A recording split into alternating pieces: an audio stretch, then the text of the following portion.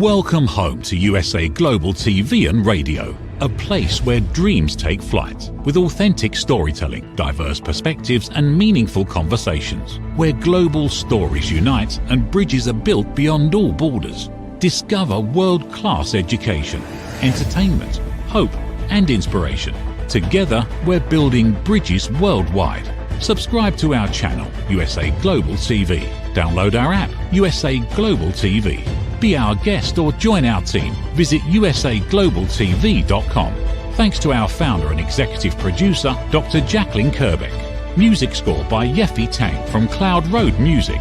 Voiceover artist Mike Porter. Creative direction by Paul Garcia. USA Global TV and Radio, your home for global connection. All rights reserved. This video and its contents are the exclusive property of USA Global TV and Radio. Unauthorized use, duplication or redistribution in any form is strictly prohibited. Get ready for Talking Heads, the show where expert insights meet world-class education, entertainment, hope, and inspiration. Brought to you by USA Global TV and Radio. Meet our distinguished presenters. From the great state of Texas, longevity expert, award-winning author, publisher, and distinguished Toastmaster, Red O'Loughlin. From London, England, soul heart awakener, novelist, vocal coach, and artist, Dr. Madeline Chan. Also from England, the Harley Street stress expert, therapist, ambassador for peace, and speaker, Carolyn Heward. And from Australia, ICF PCC credentialed coach, entrepreneur, and leadership coach, Mariska Dupria. Experience their expertise, connect with their wisdom, and transform your perspective. Watch Talking Heads on the USA Global TV and Radio Network. This video and its contents are the property of USA Global TV and Radio. All rights reserved. Terms and conditions apply. Visit usaglobaltv.com for more details. Howdy, y'all. This is Red O'Loughlin. We're on Talking Heads on the USA Global TV and Radio Network. And I want to share with you something today. I thought it might be with a blue background, but they're not showing up. A couple of these are pink. A couple of these are yellow-white. But they're plumerias. And when you go to Hawaii and you get a lei, they're usually made up of that. I grow them here in Houston, Texas. And I maybe have 100 plants outside, probably about 60 of them I'm trying to sell my first time ever. But anyway, getting back to our topic today on Talking Heads. Why am I showing you these flowers, these plumerias? If you see people usually in movies, they'll wear them over their ear. And if it's the left ear, it means they're married. If it's the right ear, it means they're looking. But today is my 57th wedding anniversary. And I got ready to start the show, not this one, 2 shows ago, the corner bookstore. And my wife brought me up a very, very nice card along with some flowers she picked off of a couple of the trees that we have. And a glass of orange juice and a big mug of iced tea that I sip on periodically. And so my last show, a guest didn't show up, so we expedited me being a guest on my own show and using Dr. Jacqueline Kerbeck as the host, the host of the show. And that worked out very well. But I'm back to being my own host, and I'm kind of rambling along, so let me get right to the deal. Today's show is, let me get my slides lined up here so we could talk to that. Okay. Today, Longevity Secrets Updated. 5-6 years ago, I wrote a book called Longevity Secrets for Healthy Aging. And I talked about, essentially, I think the subtitle was how to live to 100 years of age with the body of a healthy 50-year-old and mind of a 25-year-old. And I looked at your overall body aging, your heart aging, your mind, your everything. I try to look at just about every part of the body. Well, since then, with AI, a lot easier to look up things. And so now when I do a search on what causes you to age, I'm getting a lot more information. And a lot of it's pretty relevant. So I decided that's what we're going to talk about today. And I'll probably end up talking about it next week because I don't think we're going to get through it all today. But the show is live streamed. Again, it's not a podcast. It's not something that occurs later on. It's not edited. It's all live. Live streamed on Amazon Fire, Zizzle TV, E360 TV, YouTube, a couple of channels there, Android TV, Apple TV, social media. I know a couple other channels have been added. And the audio rebroadcast later as podcasts, as audio are also available. Everything I talk about today is for awareness and education. Okay. I'm pretty easy to find. RedO'Loughlin.com is my primary website. I got a lot of information on there. Red, R-E-D, like the color, O'Laughlin, OLAUGHLIN.com, or you can just Google Red O'Laughlin. You can find all my social media accounts and a lot of other information. But 6 of the books that I have right now available for sale are available on my website or on a number of different locations. The live stream shows, the one that my wife is watching right now, I know, because it's one of the things she does. She watches everything live. So she's watching that right now off of the USA Global TV, coming off of YouTube. You go to streams and live shows. The archives are available there. And I also have a lot of archive shows on my website. Okay, I'm a researcher. I've never been in the medical field, never been in the pharmaceutical field, but I use my chemistry background to research the human body at the cellular level, chemically speaking. I look for cause and effect relationships. I fell in love with chemistry in high school. I got a degree in it, and then I got an additional 4 other academic degrees, different subjects, 7 professional certifications, spent 31 plus years in the military, flew as a naval aviator, Navy captain I retired as, been to 62 countries. But my primary focus nowadays in my retirement is cause and effect relationships. What happens from one cell to the next in the body? And if I understand that, then maybe there's a way to treat something. Can I speed up a reaction? Can I slow it down? Can I stop it? But most of the time we treat symptoms. We don't treat the cause. And the symptoms, yeah, may make you feel better, look better, but that same cause is ongoing and it's not ever being fixed. That could get worse. Today I've been married 57 years. And our show on The Wise Ones, Dr. Jacqueline Kerbeck was a host, and we talked about what does it take to be married 57 years? So 2 kids, 3 grandkids, 1 great-grandson. Best-selling author, I got 6 books, an independent publisher, over 50 books for other people, distinguished Toastmaster. And I've written over 1,000 original content articles on LinkedIn. Again, this information is for educational purposes only. Last year in 2024, I was the number 2 and number 6 host in total views on The Wise Ones for the USA Global TV and Radio Network. And yesterday I was updated with the fact that I was not only in the top 10 for the first 6 months of this year in total views, but also the number 1 live TV show host on the network. So I'm pretty happy about that. The book I wrote, Longevity Secrets for Healthy Aging, again goes into 2 primary causes. One being the telomere attrition at the end of your DNA, and the other one being the degradation of human growth hormone. We'll be talking about those down the road. So let's get into today's show. With the number of slides I have and the number of topics that we're talking about, to do it justice and not just zip through this thing as fast as I can, we're going to probably end up making this thing a 2-parter. I think I'm going to stop at about slide 25. We're on slide 6 right now. So that being said, let's go ahead and just make sure we cover this thing well. So what causes you to age, and what can we do about it? I think those are a lot of questions that people, they may not really know what the causes of aging are, but what can we do about it? We see commercials all the time. We get stuff on social media. Take this thing and look 20 years younger. Lots of things out there. Most of us don't know what we don't know, and I'm one of them. But I love to ask questions, and I love to find out what I don't know. And it's amazing how much I didn't know that. And sometimes you have to ask the question in order to find out. If I said, what causes Alzheimer's? I'm going to get 2 and 3 answers, maybe at most.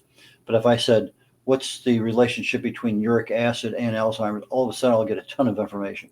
Well, why didn't it tell me that when I asked the question originally? Because I'm not asking the question the right way to the right search engine. So a lot of things that I do, I go in and, what about this? What about that? What about that? And I can find out stuff that just a normal question doesn't answer. But I think most of us want a healthy retirement. We want to be able to have the time, the money, and the health to do what we want to do. But our health, as with everything else in our body, starts at the cellular level. And so that's what we really need to pay attention to. Aging is a progressive loss of our physiological integrity. We have the ability, our muscles, our balance, our strength, our intellect, our emotions. We have a lot of things that are going on. Aging over time is incremental, and it's a progressive loss of those integral functions of our life. That deterioration takes a long time. Our organs, our muscles, our tissues, our ability to breathe and process oxygen. Lots of things are there, and they deteriorate over time. Uh, our cells are subject to growth, to division, and if left unchecked, certain functions dysfunction. In other words, they're not working the way they're supposed to. In the last year, I've become a very, very staunch supporter of mitochondrial health and support, because if you're damaging the mitochondria in your cells, that means lower energy output, which means now I end up with a lot of problems in my body because I'm not getting what I need to get where it needs to be. And the cells accumulate damaged fragments of things that are just normal processing. So we have ways of cleaning damaged materials out of our cells, but unless you're fasting for more than 18 hours, it never happens. It's called autophagy. Well, I'm not sure we're talking about that today, but we'll probably talk a little bit about it in the process of covering this longevity. But our cells, they have a continuous assault from free radicals. These free radicals come from the foods we eat, from the skin products that we put on us, from pollution in the air, from toxins, from stress, from being overweight. Just so many things lead our bodies. Just normal metabolism generates free radical damage. That causes the cells to be inflamed, causes individual molecules to rip electrons off, and that ripping off of an electron stabilizes one electron, but causes another one to be a free radical. It's almost like a never-ending story. So over time, DNA damage accumulates. Our bodies can fix it, and when we're young and healthy, a lot of that fixing gets done. But as we get older, things just don't work quite the same way. Our cellular communications weaken a little bit. Senescence, a term for old cells, zombie cells that aren't working the way they're supposed to, start increasing due to that cellular inflammation. Telomere attrition continues. Basically, we get down to a place where the cell no longer operates as a cell, and it's programmed, it's called apoptosis, to basically destroy itself. It's a programmed death. But sometimes they don't die. That's when the zombie cells start taking over. And they have an unhealthy effect on the body. So our cells, they have a function, they have a lifespan. Early on, everything's working, boom. It's hard to find something wrong. Most people 20 and under. It really is. Yeah, you might have injuries here, there, and yonder. You might have a disease because you caught it from someone. But basically, meaning you're growing, things are working fine. But what about that same thing? Take that person now, 60 years later. They're now 80 years of age. Things aren't working the same. And so what happens over time, aging, the processes, they begin winning the battle of attrition. And as such, I may have the ability to fix something, but I can't fix it fast enough, or I can't fix it as many times as my body is demanding. And so all of a sudden, attrition is winning. Normal cells become abnormal. Aging really begins to show. We see the wrinkles in our faces. We see the color of our hair change. We see fat accumulate around our middle. We see our muscles atrophy. We see a lot of things. Our gait changes, our height changes. All things change because that aging process has locked in and you are aging.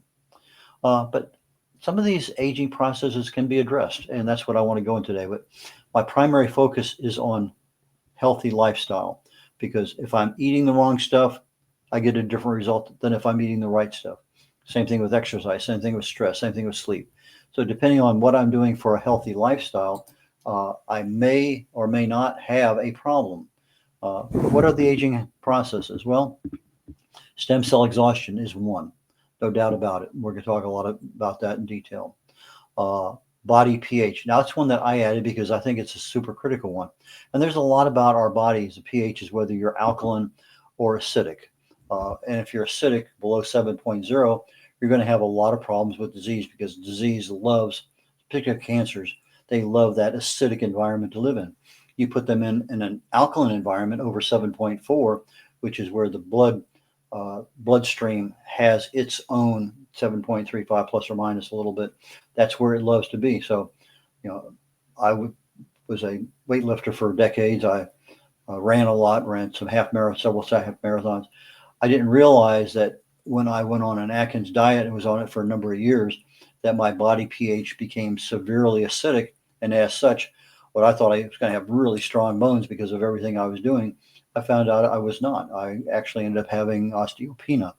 And it took me a while to figure out why, because the body's pH caused the bloodstream to leach calcium out of the bones and into the bloodstream to keep it normal.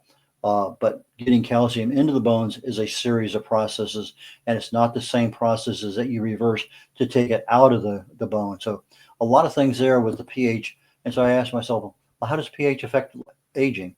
And as I'm doing my research, there's a lot of things there. The researchers don't consider it to be a hallmark of aging, but I consider it to be a major factor. Telomere attrition, everybody agrees. Telomeres are those little things at the bottom of your DNA. You have this helix that wraps around. Well, it's like a cap on your shoelace. That little cap sits there, and every time that cell divides in two, you lose a little bit of that telomere. Well, you lose enough of it, there's not enough left, the cell dies. It's all programmed. Human growth hormone, when I looked at it several years ago, it was a major cause of aging. As toddlers, we make tons of it. As teenagers, we're making a little less. As 20, 30, 40-year-olds are making less and less. By the time you get to 60, 70, you're making a lot less. But it's no longer the same growth hormone in the same quantity.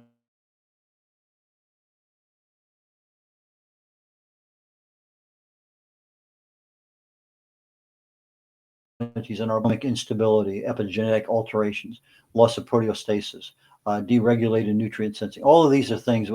These are the hallmarks of aging: mitochondrial dysfunction, cellular senescence, altered intercellular communications, and more. There's just a lot of stuff there. And so I'm looking at this thing, and it talks about hallmarks of aging. Okay, but there's also hallmarks of cancer, hallmarks of health, and hallmarks of this. And I'm thinking to myself, well, maybe I need to write a book on hallmarks. I don't know. Not the greeting cards, but the hallmarks, as they call about. These are the things that absolutely can be measured, that have some biomarker associated with them. So how many are there? Well, I can find articles and say, here are 8, here are 9, here are 10. But it seems like right now that the upper level is about 12, might be more. But 12 hallmarks of aging. I'll be going through each one of them as we're talking about it. But these are fundamental cellular changes associated with aging. And I want to emphasize cellular. Everything is starting down there in the cell area of the body. So if that's not operating optimally, you're not going to see the same result at the other end. I still think human growth hormone is a cause of aging, but according to the research, it's just not a hallmark of aging. So again, I believe it's a major factor, and I'm going to treat it as such. My show. Human growth hormone. Let's talk a little bit about that. The secretion. We make a lot as a toddler. I mean, that's what causes our body to grow. It's in charge. It's the gorilla in the room. It basically controls everything. Our bone development, our tissue organ development, our brain development, everything develops because a human growth hormone is in charge, and it has a plan. And whether you're going to be 5'2" or 6'2", it doesn't matter. It has a plan. It's going to work that plan. But after we get to mid-age, we start seeing significant decreases in. If I were to say, as a newborn, our bodies are making it actually when we sleep, and babies sleep a lot. We're making maybe 2,000. If I had to pick a number, 2,000 units of this HGH. But maybe as a 20-year-old, I'm only making 1,000. Maybe as a 40-year-old, I'm only making 800. But maybe by the time I get to be 75, I'm only making 100. So there are things that happen. But when I look at HGH, it's not the HGH, it's the insulin growth factor 1 that's the mediator of HGH. In other words, the HGH is produced in the pituitary gland. It actually stimulates the liver to produce this IGF-1, and that does all of the things that we're talking about here.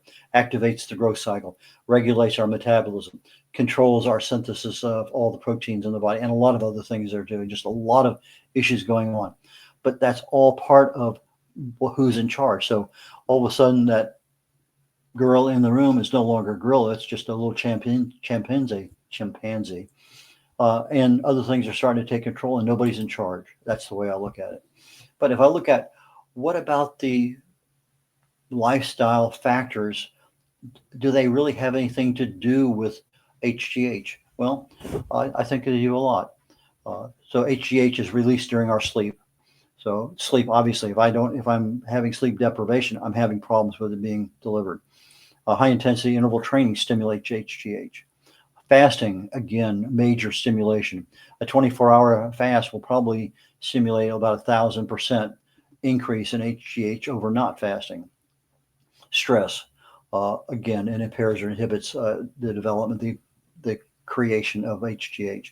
Obesity, again, has a factor on it. So if I'm looking at these things, diet, exercise, stress management, and sleep, quality sleep, those are things that we do every day, but they control how much of our HGH is there. Yes, we may not be fasting all the time, but intermittent fasting helps. An occasional longer term fast helps. Exercise, again, we may not be looking at full tilt out, high intensity, but there are a lot of things there that we can help the human growth hormone be produced. First major one they call a hallmark is genomic instability, and this is what they're terming. It increases the risk of DNA mutation. So I have all these free radicals coming in, making changes, ripping out electrons, and so if it rips out electron and that electron doesn't stabilize again, yeah, there's a risk of a mutation there. But our immune system comes in, takes care of things, boom, boom, boom, we're back to normal again. But if I'm looking at this thing, instability, our genome is unstable. It's also a hallmark not only of aging, but also a hallmark of cancer. So if my DNA is producing mutations and they're not being controlled by our body's ability to repair itself, then I'm seeing a lot of cancers grow out of that. And that's one of those things that takes decades to happen. So this instability leads to a cellular degeneration. In other words, a cell is no longer functional. The decline is there, disease increases. And so it's considered one of the major hallmarks of aging. It's a key driver. And not only aging, we just talked about it a minute ago, cancer, but also a lot of your degenerative diseases, particularly your neurodegenerative, your Parkinson's, your Alzheimer's, and others. So that's a big one. How can you influence it? Well, if I look at the diet and exercise, both of those have an amazing impact on that instability. So if I'm eating the right foods and I'm exercising, the pathways that lead out from that are changed from producing ill effects to producing good effects or keeping you in the healthy mode. Smoking, obesity exacerbates that genomic instability. Sleep and stress management also contribute to that. So I'm looking at a lot of these things, and genomic instability really has a fairly easy control with lifestyle factors. But again, I have to eat the right kinds of foods, the right amounts of foods. I have to manage my stress. I have to be able to get good quality sleep. I have to be able to look at exercise, not just the mere fact that I'm going out and doing something, but I'm looking at a lot of different kinds of exercises, my balance, my strength, my cardio, a lot of things there. And so I want to make sure that I'm doing the right thing. So that's part of the problem. So genomic instability is a key feature of most cancers. So if I can control my lifestyle factors, maybe I can control the risk of cancer. Telomere attrition, that's the little caplet at the end of your DNA. So that DNA is written around this helix. Your DNA has a helix. Your RNA just has a single strand that's a spiral. But so your DNA has this thing that's like holding it together. When you get to the end of the cell life, it sort of induces a genomic instability because as you have less and less of a telomere, you have less and less control over what that cell is doing. So toward the end of the cell life, that cell is replicating. If it hasn't had a healthy progression during its life, then you're starting to look at, well, yes, the scientists are saying, okay, I have this excessive amount of attrition. I'm 40 years of age, 50 years of age. I have more attrition than I should have. I reckon it to a roll of pennies. I get 50 pennies in there. It divides. I have 49 now on each end of the telomere. But if I'm overweight, I don't exercise, I smoke, I drink too much alcohol. Maybe instead of losing a single penny, I go from 50 to 45 because that telomere attrition is a lifestyle function. And so I look at how many things can affect that telomere, and a lot of them are the lifestyle factors. So as it gets older and then you get toward the end of your attrition, at least to cellular senescence, in other words, aging of the cell, a lot of age-related diseases. Again, we're looking at natural aging processes, and from the gene perspective, about 60% of our genes have some aspect of being affected by this telomere cellular senescence. Inflammation, oxidation, they induce a faster attrition. So it's my free radical damage, unabated, now becomes oxidative stress, becomes a faster cause of distress and aging. Lifestyle factors, poor diet choices, smoking, alcohol, they accelerate the telomere attrition. Regular exercise, you end up with, literally, it's reducing the attrition. So you end up with a longer telomere length. And it's kind of a reverse thinking. I'm not losing as much. So I keep more of what I have. Chronic stress, toxins, obesity, again, faster attrition. Poor quality sleep, faster attrition. All of these are lifestyle factors, things that we can control. So if we can control them, why not do something? Epigenetic alterations, again, another hallmark according to the researchers. It's the expression of your genetic code. Genes can be changed and passed on. I know my parents gave me the genes that I have. My wife and I pass genes on to our kids, et cetera. So the genes are passed on, but the DNA is not changed. In other words, the gene is there, but it's the interpretation of the gene. It's not a DNA mutation that's telling the cell to go do something. The cell is not getting it's getting the information, but it's not interpreting it correctly. So it's an alteration in the epigenetics of that cell. That cell says, okay, I want you to go out and do this and this and this. But it gets to the cell, and the cell is saying, what? And all of a sudden, it's not operating the way it should. So it's not a DNA mutation, although we have problems with that. But this is a situation where the change is happening, but it's not being interpreted properly. So, and this affects our genes, whether they're turned on or off. And so that's the big deal. We think about epigenetics. Okay, I have a gene for breast cancer. Okay, my lifestyle choices can affect whether a gene will be turned on or off. Now, sometimes we want a particular gene turned on because it's a healthy option for us. Sometimes we want that gene turned off because it will result in a cancer or something else. Alzheimer's has certain kinds of genes that are associated with it. So if I can turn on a gene that's supposed to be on and turn off a gene that's supposed to be off, that's the best of all worlds, because those genes affect our cell growth, the cell development, our aging, our ability, our risk of getting diseases.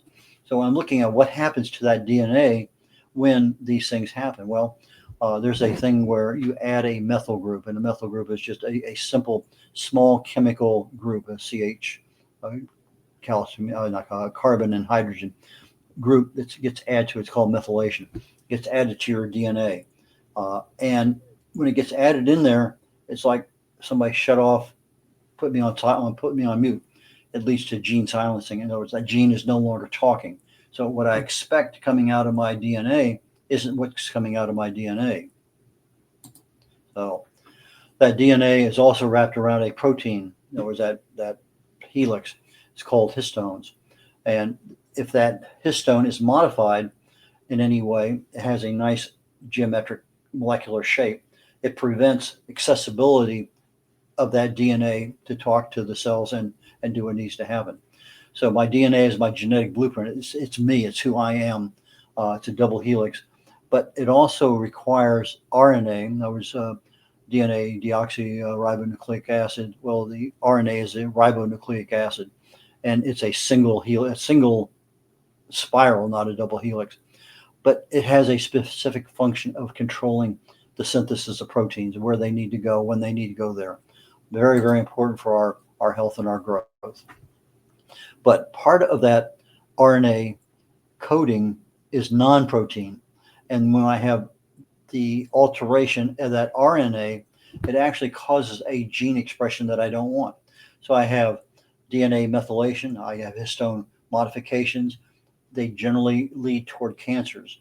The DNA is unchanged. It just doesn't operate the same way it used to.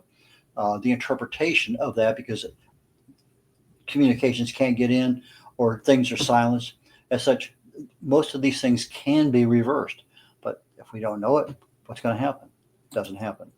So, so the key to me when I'm looking at this epigenetic alterations is the key is diet. If I'm getting the right minerals to the right place, the right nutrients, things should happen.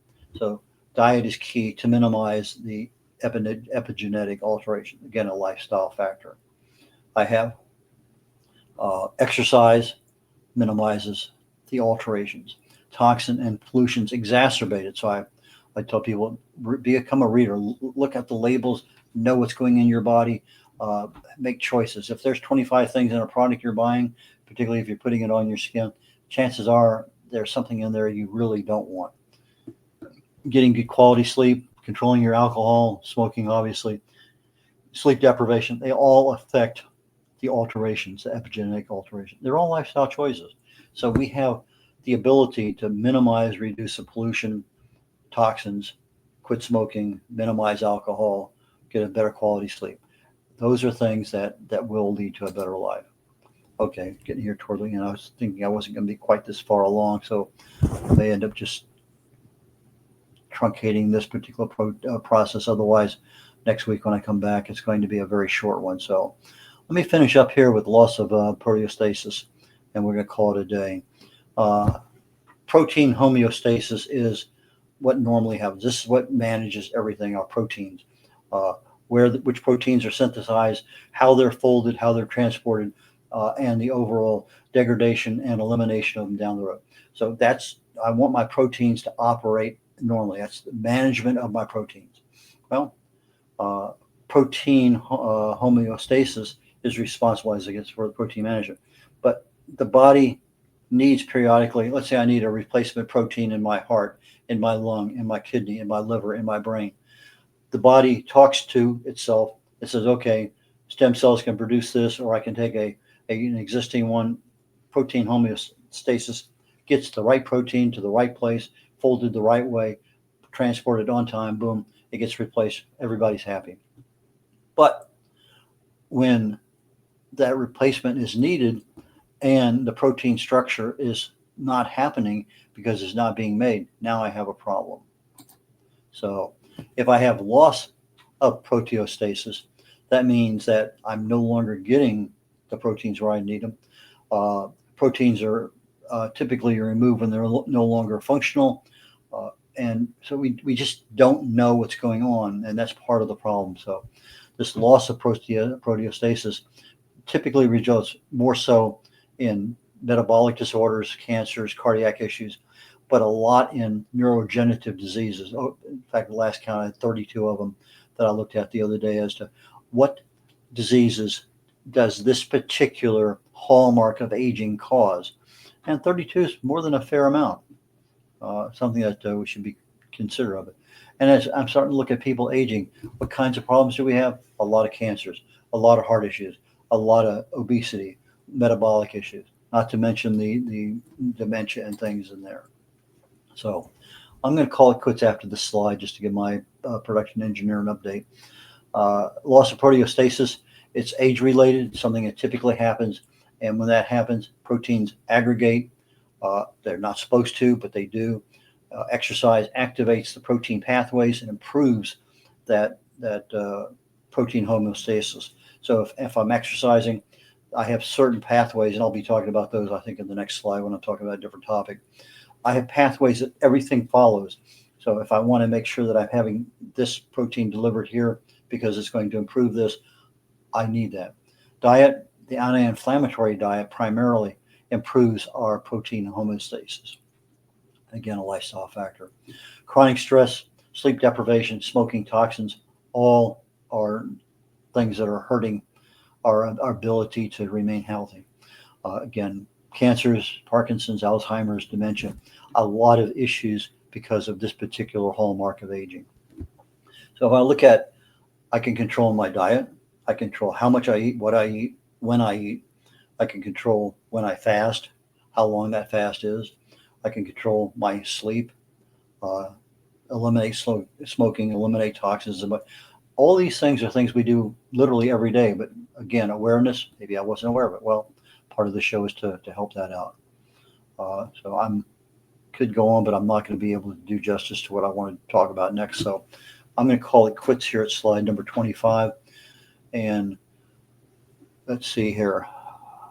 We'll finish this topic up next week as part 2 and cover the rest of the hallmarks of aging. And I'm thinking about maybe even doing a section on hallmarks of cancer or hallmarks of health, because it was a kind of a researching thing. Didn't know that. Okay, now I know it. I can do something. But if you need to reach me and you want to suggest a topic, go ahead and contact me. Go to my website, get my email address, get my phone number, call me on the phone. I'll answer it.